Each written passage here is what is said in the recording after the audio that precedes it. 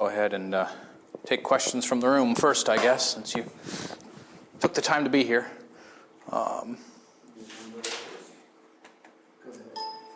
right, so my issue has mostly been the last four, where you have a variety of different circuits. And I understand you have to use some form of node voltage in order to solve them. I mean, the issue is I can go through and I can get an answer every time, but I don't know if there's some trick, because I don't seem to be getting the right. For number 4, I got the right magnitude, but I got the wrong phase. For the other ones, I was able to find out. There's some obvious ones where you have, some form of voltage actually going directly to the node. Okay, that's obviously that.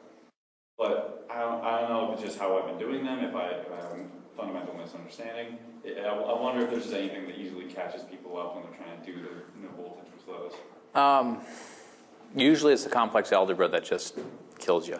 I get emails all the time say, the magnitude's right, but the phase is wrong. Sometimes the phase is right and the magnitude's wrong. That one's more unusual, or at least it should be, because the phase is more sensitive to mistakes than the magnitude.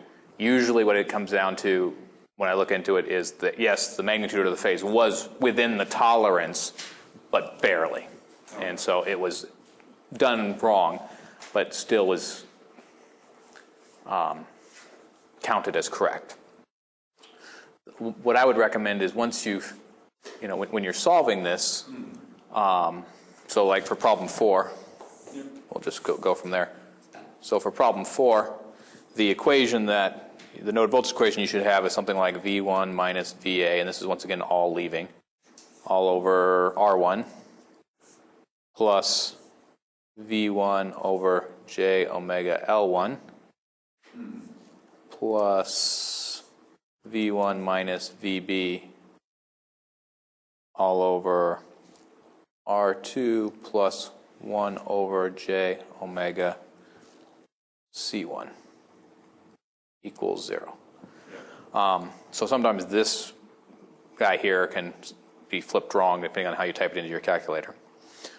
But what I would do is group the terms involving V1 first. So you'd have, in this case, V1 times a complex number here, plus a complex number here, plus a complex number here. And that all has to be equal to VA over R1 plus VB all over R2 plus 1 over J omega C1. And so this would all be a complex number. Well, let's see, walk through it. First, when you calculate this, 1 over R1 is pretty easy. What's that? 1 over J omega L1, what's that? 1 over this term, what's that? And see, when you add them all up, and I would do this in something like MATLAB. The reason being is in MATLAB, it's a lot easier to see these numbers than it is on your calculator. A lot of times when students, back when I had 100 fewer students in the class, students would show me their work and I'd look through it and go, okay, well, here's what's going on. This term has, rather than 1 over J omega C1, it's a J omega C1. Or they show me their calculator and I look at it and realize that the parentheses in the wrong spot, and this R2 plus 1 over J omega C1 type of term, somehow this term here ends up in the numerator. It just flips it around because they don't have the parentheses in quite the right spot. So it's like V1 minus VB over R2 plus 1 over J omega C1. Or 1 over J times omega C1. Or 1 over J omega times C1, because the parentheses get off. And so the easiest way, I think, is to break it into smaller steps. Significant figures can play a role more likely with the phase than the magnitude, but like this complex term here should be, I'll go ahead and give you that 0.02. Actually, I better be careful doing that. I better not give you that, actually. I change the numbers from time to time, and and I don't always remember to change all my steps in my solutions because it doesn't matter for me. So I'm not write that down because I haven't checked that one to see if it's changed since I changed the numbers. So I won't go that path.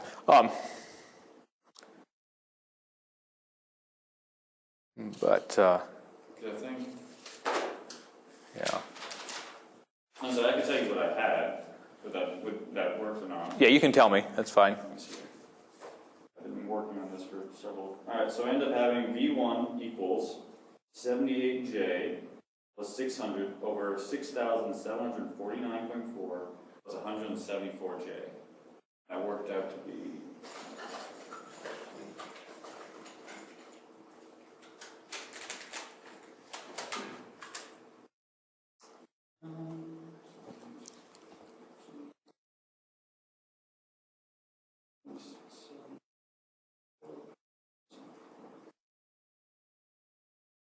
Yeah, they gave me a magnitude of 89.615 millivolts and a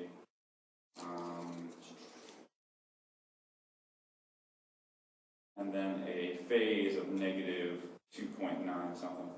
Yeah, so your phase is way off. Your magnitude's definitely within the tolerance. You know, so at this point, if you have this equation here, then it's somewhere the algebra's killing you. It just seems weird that the phase would be wrong. Yeah. It seems weird that the magnitude would be right, but yeah, I suppose phase is a lot more sensitive. It is more sensitive, and for example, if you had a 1 over j term, oops, I'm pointing at the wrong spot. 1 over j here. If that somehow that j was on the top instead of the bottom, it wouldn't change the magnitude at all, but it would change the phase. Okay. And so, I'm not saying that's what happened, but that's it. Those can come about. It's a little bit more crazy when you actually have the phase right and the magnitude wrong. I used to think that could never happen, but it's happened so many times with so many students, and then it literally comes out to somewhere in the expression, things. Yeah. And usually it's just because of maybe some ratio or something got off. But yeah. So unfortunately, that's pretty much all I can say on most of those problems because it really just comes down to it. Now, for the exam, and it's good practice for the homework as well, is once you've solved for it, it might be useful to take that and plug it back into, say, this expression up here, and see if it satisfies your equation. So plug it back into basically the simplest one. Because I was thinking of checking that way, but I was like, well, if I screwed something up in one part of it, it's going to give me the same answer. It's going to give me the right answer. But the key there is to break these down to each term. Yeah, and as simple as you can. Yeah, and then and then see, okay, and you don't necessarily have to check, especially for an exam, for the homework, because you have all of them there. You don't necessarily have to check everything. Yeah. Or for the homework you can check everything. For the exam you don't. For this one, you plug in your value for V1. First thing you could check is, well, does the real part, just pay attention to the real part, or just imaginary part, whichever one seems to be simpler, does it go to 0? Because if it's not going to 0, it doesn't really matter what's happening with the other one. Because both the real and the imaginary part have to go to 0. If you have time, you can check both. Hopefully on the next exam you will have time because it's going from 1 hour to 2 hours. Yes, so that'll help a lot. So hopefully that'll bring up the scores a lot, but we'll see. We should knock on wood or something. Would it be possible you could just write out a dummy example with numbers and help us solve through the algebras? If that's where we're making mistakes, it doesn't really help us tell us how to do it right. We don't see what we're doing wrong. Well, I did a little bit of that. Do you do that with I would just make up numbers R1s, 10 ohms, or something like that, just to show us what Oops. Oh, you're not giving us the answers to the homework, but. So I know you did some in the actual presentation, but they were kind of pretty simple compared to at least some of the stuff we had. Yeah. Unless you had a more complex example of that I was unaware of. At least for problem 4, which would be the place to start. I mean, that's kind of the simplest. There was examples where I went through in class which were pretty equivalent to that one. Yeah.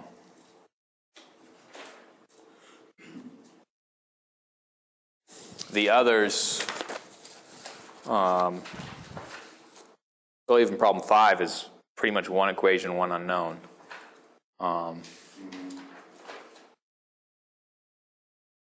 what is it, 5 or is it?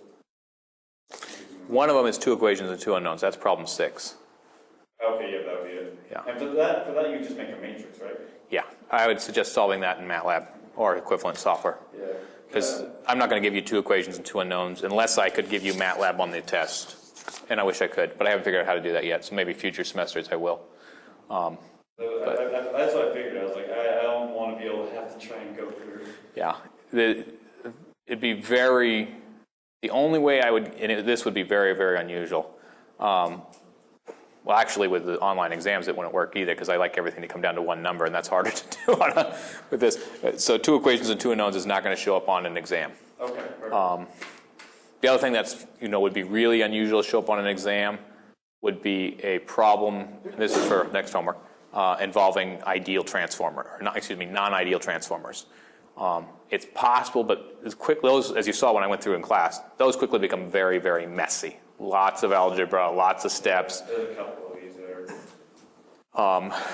Important to know how to do it, but it's just trying to really assess whether you understand how a transformer works. That's really beyond it, unless. The only way I could see that happening is if that was like the only problem on the test, So yeah. But same thing with problem 6. I mean, you split them up into. Oops, let me flip back here to this thing.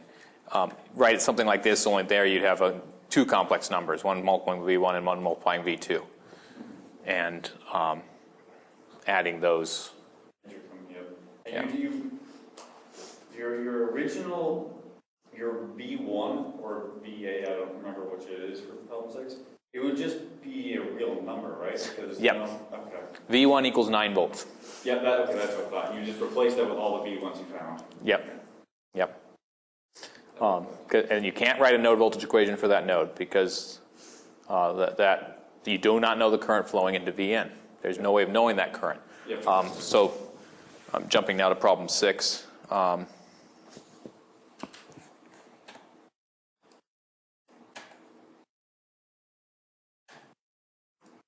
And I'm not going to draw the whole thing. Well, probably I might change my mind, but let's see here.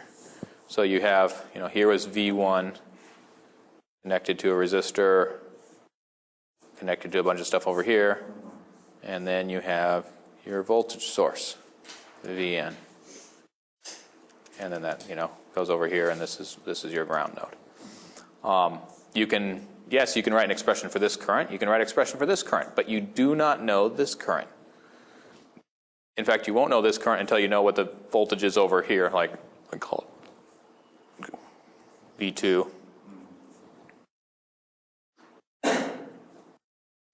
And then all this stuff coming over here, all the way to V3. So if you know V2 and V3, then yeah, you can find these currents, and then from there you can find out what's coming out of the source. But you don't know what's happening out of this source. So on exams, I've seen students write it where they have, V1 minus V2 over this, V1 minus V3 over this, and then plus Vn, or something like that. Well, that's not even a current. I've also had it where they do, Vn over something in some fashion. Or another common one is they just leave it off. They go V1 minus V2 over this plus V1 minus V3 over this, and they don't even have anything here. Well, if you're not writing the right equations, you're going to get into trouble. So here, you can write a node voltage equation for V2, and you can write a node voltage equation for V3. V1, the node voltage equation for V1 literally is V1 equals 9 volts. That's the node voltage equation. So don't overthink it, I guess, or think just because I label it as V1, you have to write a node voltage equation for it. It's 9 volts. That's it. So. There's also one thing on 7. You give one voltage. I can't remember V1 or V or whatever Yep. it be. But it has 2 different parts and it has 2 different speeds. Or frequencies, yeah. Yeah, frequencies. My apologies. And I don't know how you treat, when you have, I think there's a capacitor in there. I don't know how you treat that capacitor knowing exactly which frequency to use. This is where you have to use superposition. So superposition. So you first solve it with Vn equal to 10 cosine of 60t, I guess you get the phase right, minus pi over 3. So that would be a Vn phasor equals 10 e to the minus j pi over 3, and you solve the circuit completely. Then you do it, so this would be the first one, call that Vn1, Vn1. Second one, you're going to send in a Vn2 equal to 2 cosine of 15t. Do I have a phase on that one? Yeah, minus pi over 3. Minus pi over 3. And so your Vn2 phasor is going to give you, it's going to be 2 e to the minus j pi over 3. So this, as an input, is going to result in some V out, V naught, I guess I call it, yeah, V naught. So I'm going to flip to the next slide here. So Vn1 is going to lead it to, when you solve it, some V naught 1, which is what I'm going to call some V, I don't know, I'll just call it VA, e to the j theta a. And you solve it. Your Vn2 phasor is going to lead you to some V naught 2, which we're going to call, I'll just call VB, e to the j theta b. And so now I have to convert these both into the time domain. And so that means that my V01 of t is going to be VA cosine of 60t plus theta a. And my V02 of t is going to be VB cosine of 15t plus theta b. And so I've solved it twice.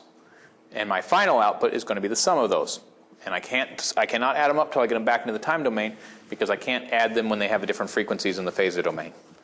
And so my final output V naught is going to be VA cosine of 60t plus theta a plus VB cosine of 15t plus theta b.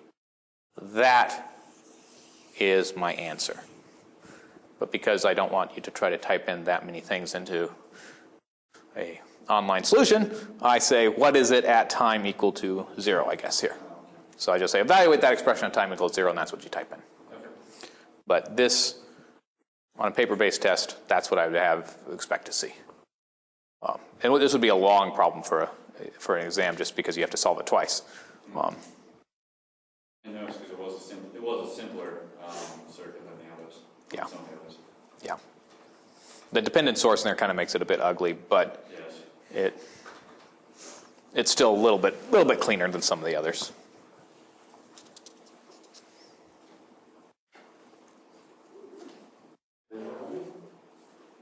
Any other questions?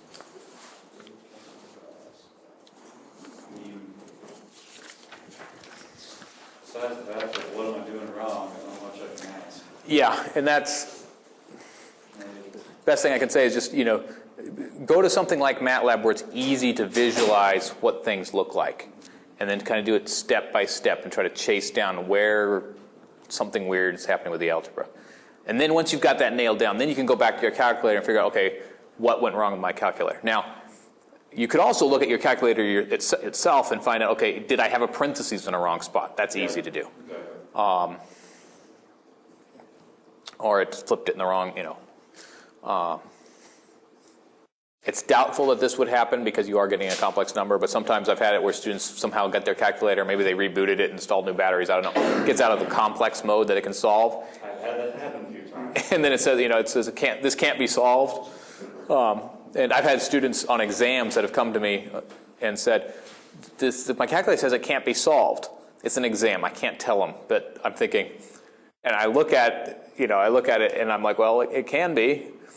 But they're under the pressure of the exam, they're not realizing that their calculator is not in complex anymore, and so it's treating j as a variable, and then it can't solve it. Or I as a variable, I should say. And so that can be, so yeah. You just kind of look at it and go, I wish I could say, but you know, I was like, well, just keep trying, and I'm hoping they notice. But. Yeah. I definitely understand, at least after going through the first exam, how easy it is to panic about some of these things. Yeah. Yeah. All right, let's see. I suppose for, it was 5, was it 5 or 6 that you had to use the matrix? Problem 6. Problem 6. Yeah. Okay, so I suppose if you did it in MATLAB, you could just put variables, but if you just... No, because MATLAB cannot handle variables at all. Okay. That's one reason I recommend MATLAB over like ESolver. Because ESolver, you can type like everything in and it just spits out an answer. But the disadvantage of that is it works for the homework, but you don't have the ESolver on the exam. MATLAB, it only works with numbers. But the advantage of MATLAB is that you can, it's easier to see what it looks like and makes it. Hey, there's something wrong here. Yeah, or you can look at it, you know, and maybe I should switch to MATLAB here real quick, if I can. I just used ones, and I would, you know, you take the inverse of it, you multiply by 0, 0, and I was assuming that was correct, but I was just worried that maybe there's something wrong with it. Yeah, it might take a while to boot up, but with MATLAB, you can type a matrix and it looks like a matrix, like you would expect it to look, you know. Mm-hmm. And so you can see, oh, is these terms in the right spot? Are they the right values? It handles the algebra for you, so, you know, yes, if your parentheses are on the wrong spot, you're still going to be in trouble. But it's at least for me, it's easier to see than on your little calculator screen. So it's not a complete E-solver, but it's kind of, you know, makes it a little easier to type on than what you're. I mean, yeah, MATLAB has more capabilities, but you know, I'm, you know, at the basic level. So if we had m equals, come on, 5 plus j times 2, 4 minus j times 3, colon 2 or 3 plus j, 5 minus j, then, and I hit enter, well, this is what pops up. So you can see that this matrix, does it make sense with what you have for each individual values? Or, you know, 1 divided by 4 plus j, you know, that's what it is, where obviously if you leave off the parentheses, you know, you can kind of tell there too, but it's at least, I think it's easier and faster than typing it into your calculator. So, yeah. And yeah, your calculator might be fine as well, but you want to take a step, smaller steps at a time. Is this step correct? Yeah, you keep telling me that. The other thing you can do is not on the exam because you won't have MATLAB on the exam, but on the homework at least, you can plug in. You know, if you do use it like an E-solver to get the answer and you know it's correct because you typed it into Blackboard, you could always take that number and then work through your solution in MATLAB and say, if I go back to these slides here, like this guy, well, let's say you know what V1 is. Well, does V1 minus VA over R1 equal what you thought V1, or what you know, this term should equal, what you thought should equal, as well. So, other questions?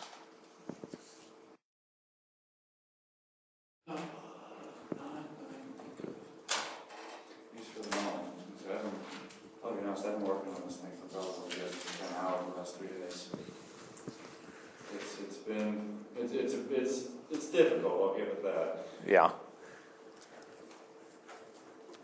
And what kind of difficulty level the actual test will be?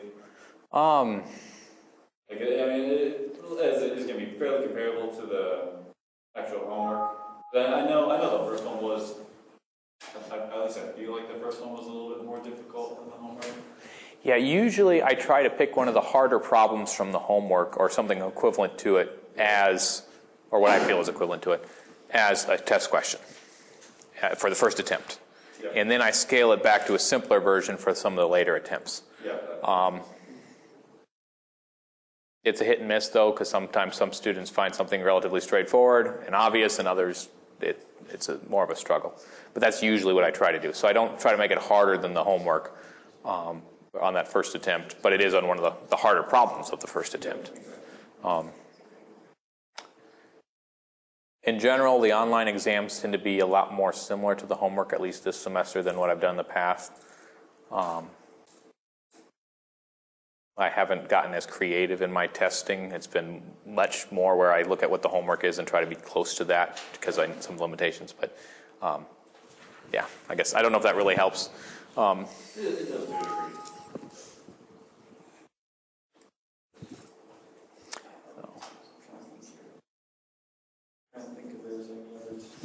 Well, I did get some emailed, so maybe I could pull those up real quick here and see what I have. So I got a question on number 2 and number 5. I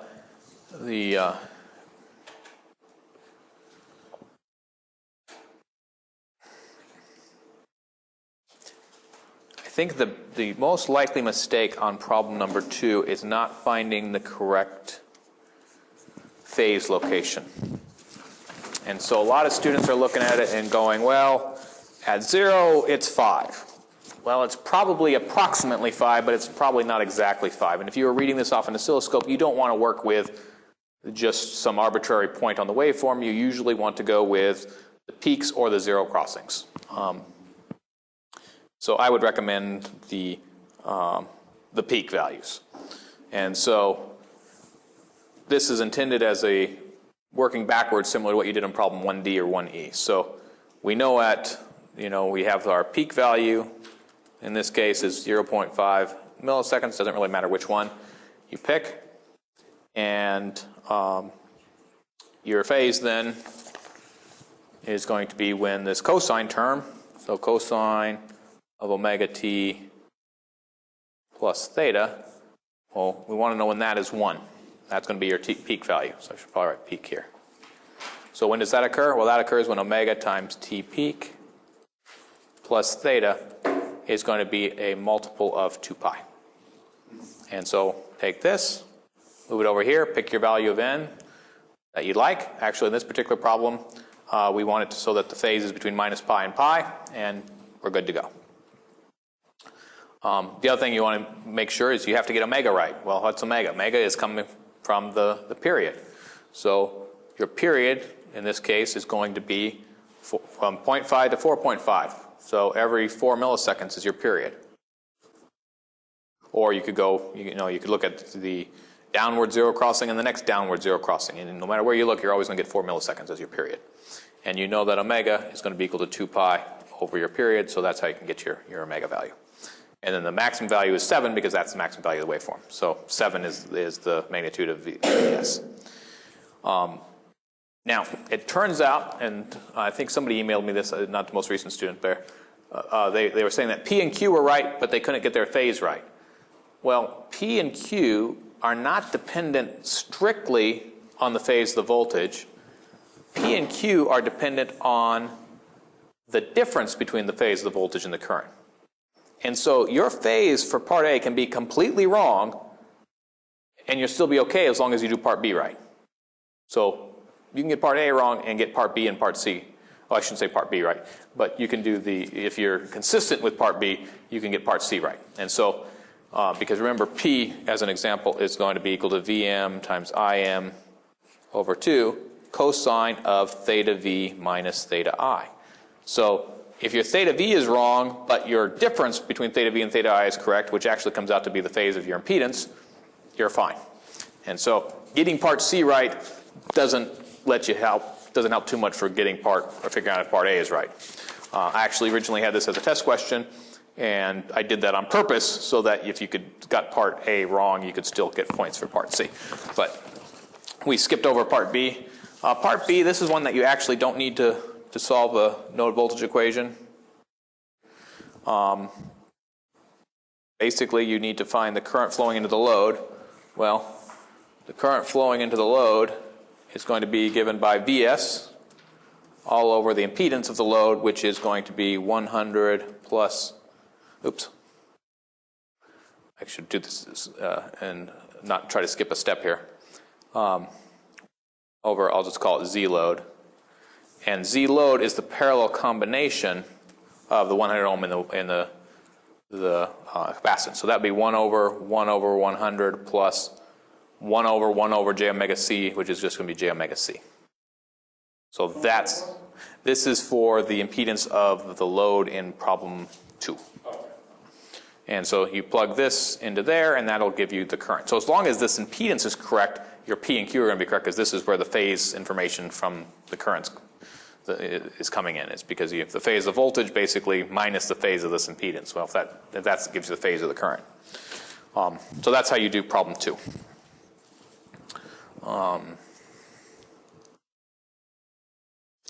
Problem 5.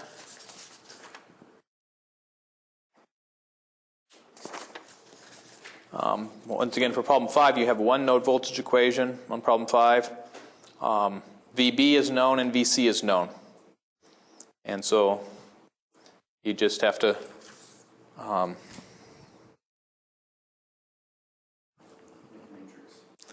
yeah, well, this one you don't need a matrix. You just need to write the node voltage equation, and it's a messy one. So basically, you have VA minus VB all over 10 plus 1 over j omega c.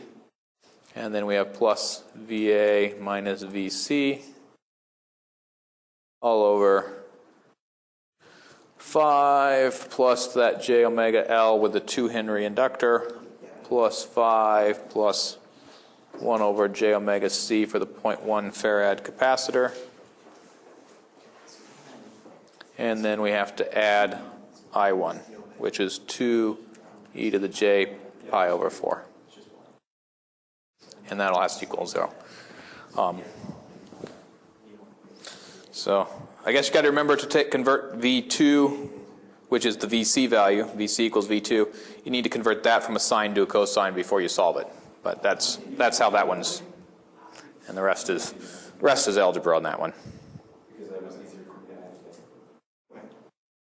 But that Is this technically? yes, that should be right. That should be right. And then this equation B is just 10 because here Yes. is 0. So Yes. And if you do rectangular, you get that is just a 10. There's no J to it. That's perfect. Yeah, that's right. Okay. That's one I was having, I was getting, but I'm screwing up the base now.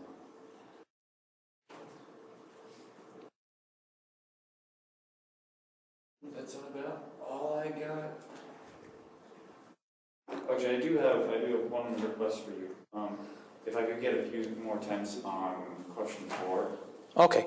Send me an email so I don't forget. Because I managed to get all the way, I got my second to last attempt, I got the magnitude right and the phase wrong. And I was like, don't know if I want to just swing for the fences and hope I get it, or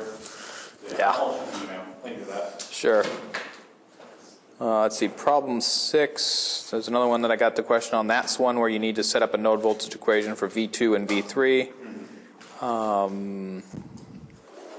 And V1 equals Vn, so I think I talked about that one a bit too. Matrix is really messy. Yeah. So let's see here. Any other? There's another one.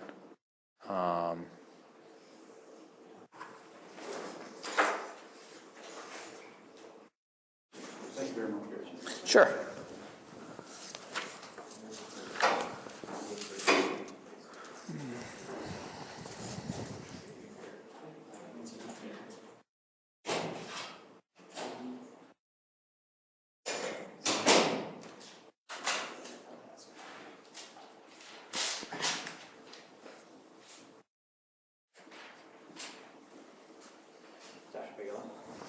Uh-huh. Okay, so for number 4, I did wrote out the equation that you gave. Actually, we grab my calculator. Okay. And I'm going to finish seeing if there's any other questions that were emailed to me here. Okay.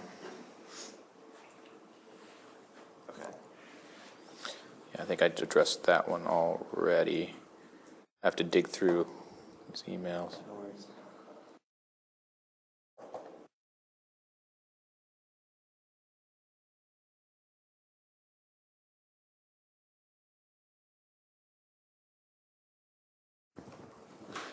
Make sure.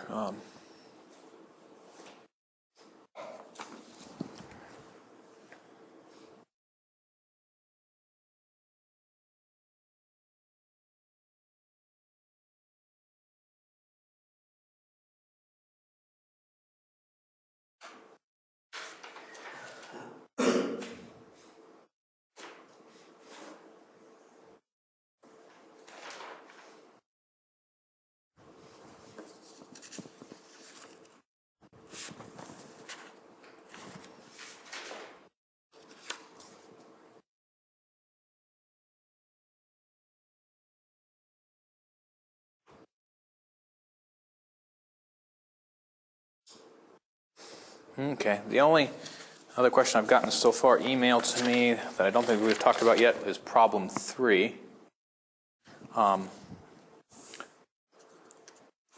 Problem 3 is very, very similar to the in-class example. So in the in-class example, I had you find, or I went through and found the frequency where the current and voltage are in phase for a circuit problem. And here you need to find the capacitance given the frequency. So go back to that in-class example is probably the best way to solve that problem. And let's see if I can actually pull that up here real quick.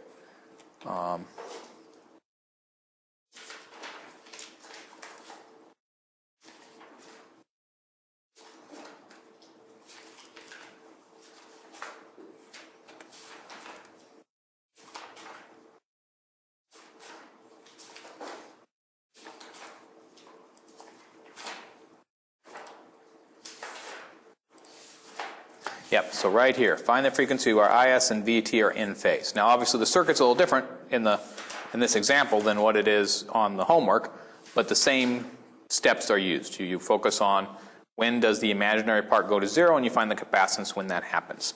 And so that's problem 3.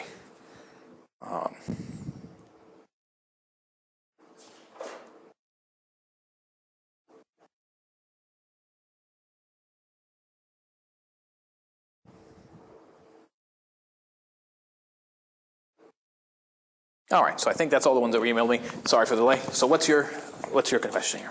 Okay.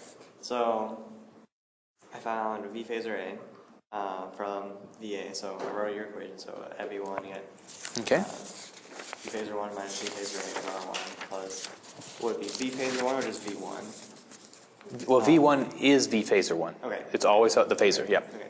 So V1 over your J omega L1 plus V1 minus VB over R2 plus all that. Okay, so I got everything in terms of V1, and I got VA and I put it into V phasor A. So I converted from the time to the phasor. Is that right? And then Yep. Same with VB. Yep. And that is, VB is going to be 10 because it's e to the J0. Yeah. It is 0, right? So when I plugged it into my calculator, I don't know if you have how you do it on, which I guess why I'm asking. So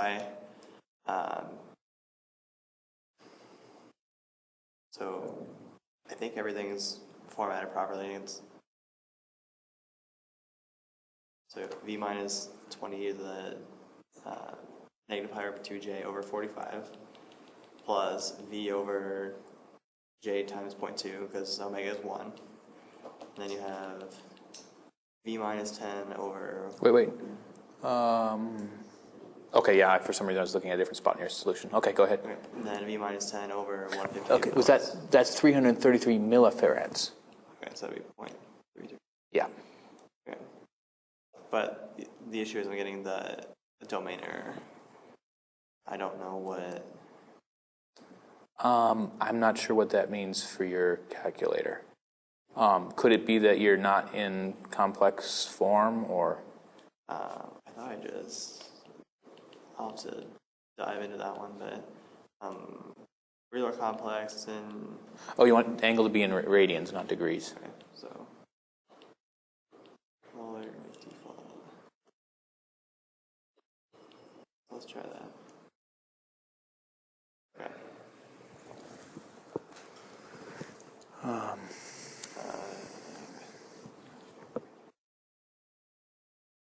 You also, when you're flipping through, you had degrees rather than radians for the angular format, and you wanted in radians. Okay. So it doesn't convert that. I can change that. I don't think it'll make a difference, but It's probably not going to be for that, but yeah, at least not for this one. It won't be.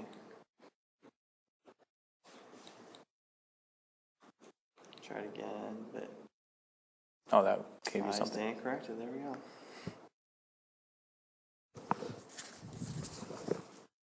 And at least your magnitude's correct. Yeah. Yeah, in your face. Yeah. Perfect. It could have had some, if it, I bet with the whole, like, this probably should have, if I were to have it in radians, so just for kicks and grins, let's see if I have it in